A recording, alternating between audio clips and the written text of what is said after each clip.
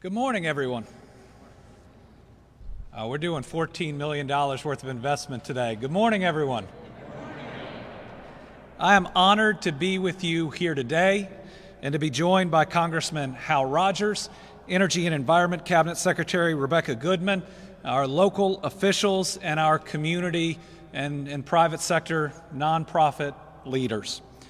It is so good to be able to gather, even a limited gathering, here in the Capitol Rotunda to announce this great news. This is a testament to the successful rollout of safe and effective COVID-19 vaccines, which combined with continued vigilance and care is allowing for a gradual but sustained easing of restrictions. We will win the war against COVID-19, and we will win it this year. And we are all looking forward to making similar announcements to what we're doing today in the very regions and the very areas in which the projects will help shape the future. But until then, until everybody can get their shot of hope, let's continue to protect one another, to mask up, to maintain social distance, to avoid unnecessary crowds and travel. That's how we make sure that as we get closer and closer to this light at the end of the tunnel, that we bring everybody with us. And my belief is if we have been fortunate enough to have that vaccine, we owe a duty to everybody who hasn't had that chance until they can get their shot of hope. We are vaccinating faster and faster every week, getting closer to that day when we can all join here together without masks. In less than 2 weeks, we've vaccinated more than 300,000 Kentuckians with their first dose. And now, as we stand here today, just about 1.2 million Kentuckians have received at least their first shot of hope. That is really exciting news. I'd be remiss if I didn't thank all the local leaders that are here, that in their communities have pushed for people to do the right things, that have tried to protect your communities and set the good example. You know, we run for office for a lot of reasons. We run to improve our economies. We run to improve the lives of the people that we serve. But I don't think any of us thought that we would be fighting day in and day out for the very lives of the people that we serve. So thank you for your diligence. Thank you for your work. Let's keep it up until we win this war. This year's projects couldn't come at a more crucial time for the citizens of Kentucky and for Eastern Kentucky in particular. We are emerging from a global health pandemic that has turned all of our lives upside down, that has taken more than 5,500 Kentuckians from us. That means 5,500 families that are grieving, 5,500 communities that are missing those individuals. And it has caused unprecedented economic harm. Just weeks ago, if this wasn't enough to be hit by, we saw 3 damaging ice storms followed by the worst flash flooding in my lifetime. As Congressman Rogers mentioned, Eastern Kentucky took the toughest hit from all of these storms and is still reeling.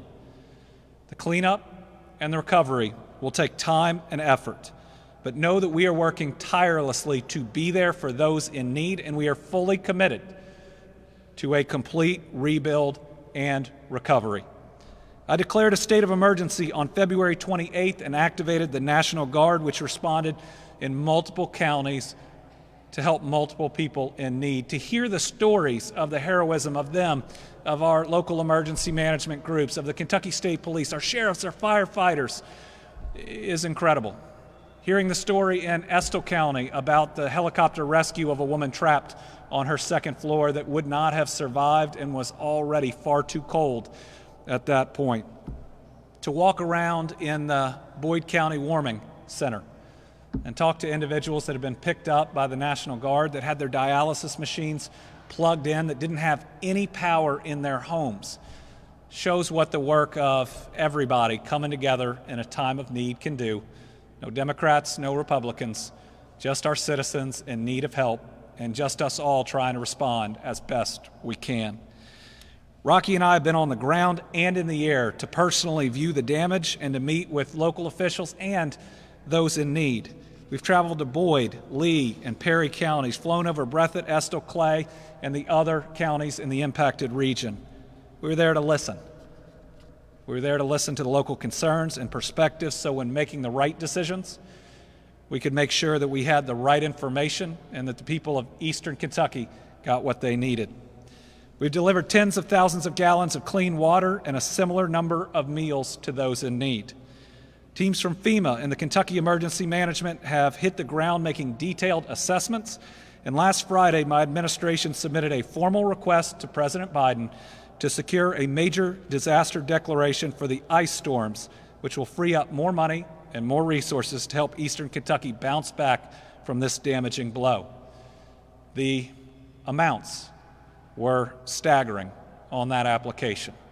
The amount of damage that just the ice storms alone did was so significant.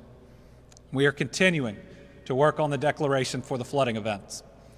As Congressman Rogers said, this is the worst flash flooding event, at least in emergency management, that we have ever seen. We have lost more homes and had more homes documented for damage than in any flash flooding event in our history. And you can bet that I will continue to push and push and push to secure individual assistance in the presidential declaration for that disaster.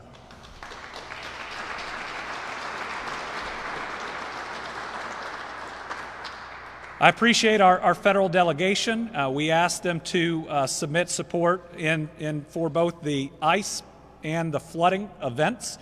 We have seen that. We have asked for them to push for that individual assistance, and we have gotten confirmation that they indeed will. Again, no Democrats, no Republicans, just Kentuckians in need of that help.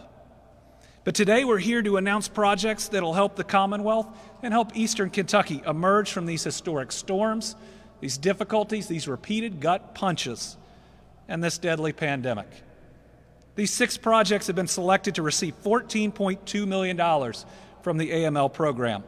These projects and this program are moving Eastern Kentucky and the entire Commonwealth forward as we work to build that better Kentucky that all of our children, but more than that, all of our people truly deserve.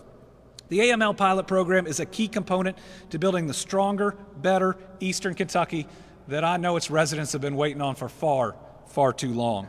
An Eastern Kentucky with diverse opportunities for a variety of skills and interests that attract not just jobs, but good-paying jobs. The type of jobs you can raise your family on and the type of jobs that your kids stay in the region because of the hope and the opportunity that they offer. An Eastern Kentucky that embraces these opportunities is one that honors the hard work of its past, but creates a vibrant future. I know our Eastern Kentucky families have felt and still feel forgotten and ignored. With all the promises in the past that have been made, without a sufficient amount of progress to be able to point to, we have to understand those feelings. But they ought to motivate us further. That just because we haven't produced as a state in the past for this region doesn't mean we can't right now and moving into the future. And why not us? And why not now? And why not Eastern Kentucky?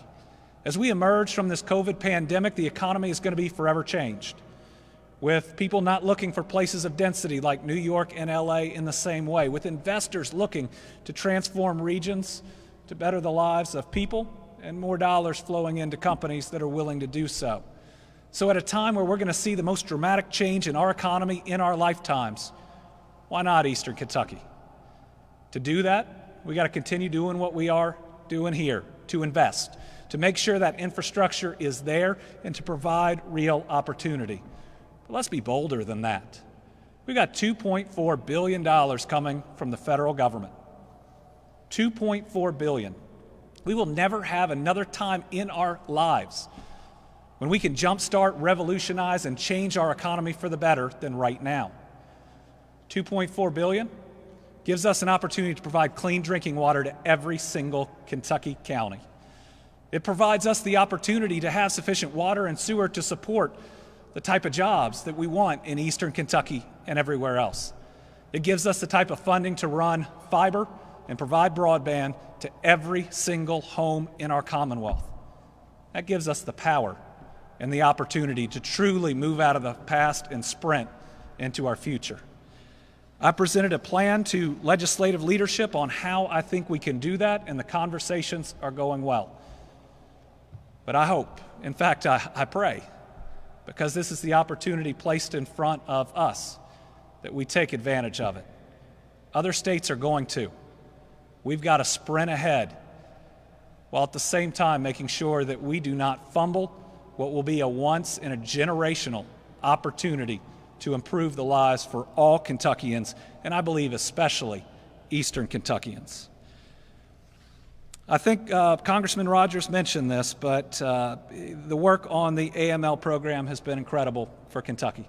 $130 million awarded to Kentucky for great projects that create jobs, that create opportunity for more jobs, that provide that clean drinking water and sewer. It's funding that is so important that we have got to make sure that we continue forward with the program and to award it to the most deserving projects that are ready to go, right? We have to operate with a sense of urgency, and I know that's how we conduct this program, where we know that the decisions we make and the investments we make in the next 5 years are going to be what sets up the next 50 years. And that might sound a little impatient, but when you're a 43-year-old governor and you're going to live in the economy and work in the economy that we build together, and your kids are going to grow up in it, I think that sense of urgency is what can set us apart. This, I think, is our chance and our time. We are seeing companies flowing to Eastern Kentucky like AppHarvest that are some of the most exciting opportunities all across Kentucky. Think about that. Our newest publicly traded company is headquartered right there in Eastern Kentucky. I think that means our possibilities moving forward are maybe even bigger and broader than we had ever imagined. Today's grants are going to directly help Harlan, Floyd, Laurel, Morgan, and Perry counties, and range from the construction of water treatment plants to hands-on training for the jobs of the future, including in robotics. These projects will help revitalize coal fields in Kentucky's Appalachian region by creating good-paying jobs. You know, the pandemic was hard this last year, but one of the things that I'm most proud of is the jobs we announced last year had the second highest average pay in our history. Not just a job, but a good job that truly helps our people.